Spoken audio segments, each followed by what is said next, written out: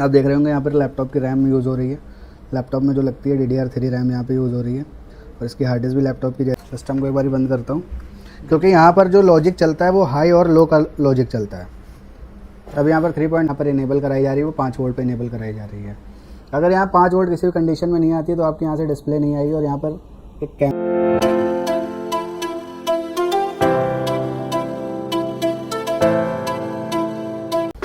Hello दोस्तों, आपका ABC institute में स्वागत है। जैसा कि आप देख रहे होंगे, ये जो हमारे पास एक सिस्टम है, ये एक ऑल इन वन का पीसी है।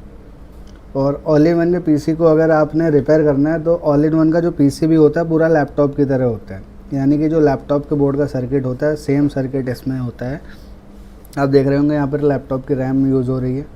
लैपटॉप में जो लगती है DDR3 रैम यहाँ पर यूज़ हो रही है और इसकी हार्ड डिस्क भी लैपटॉप की जैसी यूज होगी और पूरा मदरबोर्ड वैसा ही। यानी कि ये दिखने में डेस्कटॉप की तरह लेकिन पूरा यह लैपटॉप का ही सर्किट होगा, सारी चीज़ें होंगी।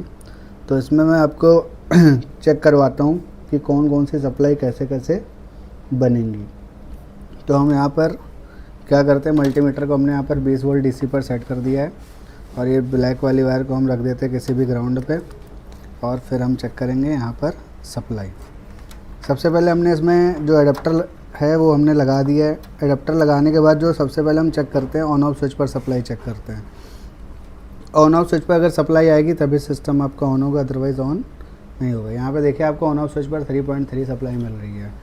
और ये जो ऑन ऑफ स्विच की 3.3 की सप्लाई होती है ये हमारी मेन सप्लाई होती है। ये आपकी यही सेम सप्लाई बायोस IC पर जाएगी और बायोस IC से आपके RTC पे जो CMOS बैटरी से सप्लाई आती है वो भी जाएगी। तो और जैसे ही ऑन ऑफ स्विच पर 3.3 आ जाएगी, यहाँ पर ये पावर बटन है, इसको हम प्रेस करेंगे और इसको प्रेस करने के बाद हमारे बोर्ड में जितनी भी सप्लाइयाँ होती हैं वो बन जाती है। तो हमने यहाँ पर पावर बटन को प्रेस कर दिया और ये पावर बटन में लाइट जल गई है। आप देख सकते हैं यहाँ पर पावर बटन में लाइट ग्लो हो गई है और ये हमारा अब सिस्टम हो गया है ऑन। और जैसे ही ये ऑन करेंगे, यहाँ पर जो 3.3 की सप्लाई है वो हो जाएगी 0। जब आप बटन को प्रेस करते हो तो यहाँ पर वो सप्लाई बन जाती है 0। ठीक है, अभी मैं आपको दिखाता हूँ। सिस्टम को एक बार बंद करता हूँ क्योंकि यहाँ पर जो लॉजिक चलता है वो हाई और लो का लॉजिक चलता है।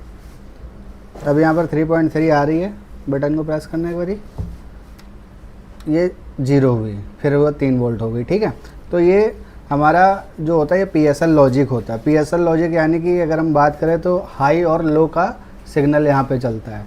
हाई लो यानी कि जब ये 3 वोल्ट जब हम बटन को शॉर्ट करते हैं तो ये 3 वोल्ट जो है वो ग्राउंड से टच होती है। ग्राउंड से जैसे ही टच होगी तो ये 3 वोल्ट 0 बन जाती है। तो यहाँ पर 0 और 3 का जो सिग्नल बनता है उसको हम बोलते हैं हाई और लो का सिग्नल, जो हमारा PSL लॉजिक है। और जैसे आप बटन को ऑन करते हो यहाँ 0 होती है, सिग्नल जाता है सीधा IO कंट्रोलर पे और IO कंट्रोलर को पता चलता है कि बटन को प्रेस किया गया है। देन IO कंट्रोलर अपना PSL लॉजिक चालू कर दे और उसी के हिसाब से सारे बोर्ड को, सारे रेगुलेटर को इनेबल करती है और चालू करती है। जैसे ही यहाँ पे 0 हो गया, सिस्टम ऑन हो गया। अब यहाँ पर सारे जितने भी रेगुलेटर हैं सारे इनेबल हो गए और सबकी सप्लाई बनेगी। सबसे पहले हम यहाँ पर देखते हैं कोर की सप्लाई। यहाँ पर कोर की सप्लाई बन रही है 0.79 वोल्ट की सप्लाई बन रही है और ये इसके कॉइल पे आएगी। और यहाँ पर जो हमारी IC लगी हुई है वो यहाँ पर GFX IC यानी कि ग्राफिक की IC लगी हुई है। ये ग्राफिक की कॉइल है और ये वाली हमारी कोर की कॉइल है। ये यहाँ पर देखिए सेम सप्लाई बन रही है, बस थोड़ा सा डिफरेंट है। कोर और GFX दोनों सेम सप्लाई पर चल रही है। और ये जो हमें सेक्शन यहाँ पर दिख रहा है, ये जो सेक्शन है ये रैम का सेक्शन है। ये हमारा रैम का सेक्शन है और रैम की जो सप्लाई जो हम चेक करते हैं, अगर रैम आपकी वर्क नहीं कर रही तो रैम के ऊपर जो नॉन पोलराइज कैपेसिटर लगे होते हैं इन पर आप रैम की सप्लाई चेक कर सकते हो। यहाँ पर देखिए 1.3 दिखा रहा है बट यहाँ पे 1.5 समथिंग आनी चाहिए क्योंकि आप देख रहे होंगे यहाँ पर जो रैम यूज़ हो रही है वो DDR3 यूज़ हो रही है और रैम स्लॉट पर भी रैम की सप्लाई लिखी हुई होती है। और जो DDR3 होती है वो 1.5 पे चलती है, लेकिन यहाँ पर जो लगी हुई है वो PC3L लगी हुई है। अब इसमें L में क्या डिफरेंट होता है, जो हमारी नॉर्मल DDR3 होती है वो 1.5 पे चलती है और जो PC3L होती है ये 1.25 वोल्टेज पे चलती है, 1.25। इस वजह से यहाँ पर ये 1.3 दिखा रहा है। जो L होती है वो थोड़ी सी कम वोल्टेज लेती है और जो नॉर्मल 3 होती है वो पूरी 5 वोल्ट लेगी, 1.5 वोल्टेज लेगी। तो ये हमारे सारे रेगुलेटर इनेबल हो चुके हैं। जैसे हमने पावर बटन को चालू किया, रैम की सप्लाई बन गई, कोर की सप्लाई बन गई। और यहाँ पर हम देखते हैं ये जो हमारा LVDS कनेक्टर है जिसके द्वारा डिस्प्ले पर सप्लाई जाती है, ये कितने पे चल रहा है। इसके पास में ये फ्यूज़ लगा हुआ होता है और ये जो हमारी डिस्प्ले यहाँ पर इनेबल कराई जा रही है वो 5 वोल्ट पे इनेबल कराई जा रही है। अगर यहाँ 5 वोल्ट किसी भी कंडीशन में नहीं आती है तो आपके यहाँ से डिस्प्ले नहीं आएगी। और यहाँ पर एक कैमरे का भी होता है और जो हमारा कैमरा चलता है वो चलता है 3.3 वोल्टेज पे। यहाँ पर 3.3 वोल्टेज कैमरे की आ रही है।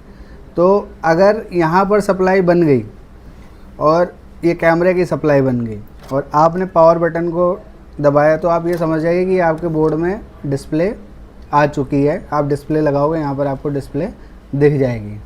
तो इस तरह से हम बोर्ड में लॉजिक बाय लॉजिक सेक्शन को चेक कर सकते हैं।